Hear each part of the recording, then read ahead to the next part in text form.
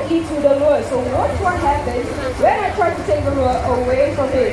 So can I have that?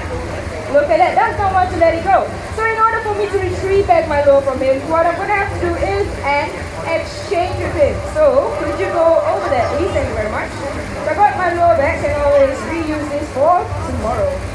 Now you might be wondering how these birds are able to get such a good grip over the slippery catch, such as the venomous banded sea grapes or even fish. Well, the answer actually lies beneath their feet. But before that, Nelson, make your way down so that everyone can take a good look at your feet. Right over here, boy. So you can enjoy the view right up there. Alright then, Nelson, come on up here.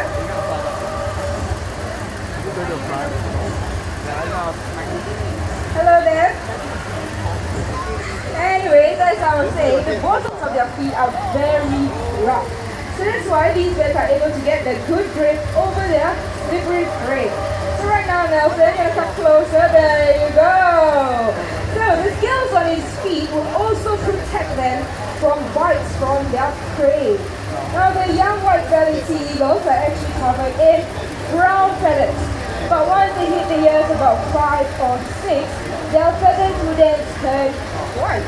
From their heads all the way down to their bellies, and that's where they get the name, the white-bellied sea eagle. And also, that's done a fantastic job for us this afternoon. Let's give him a round of applause, everyone.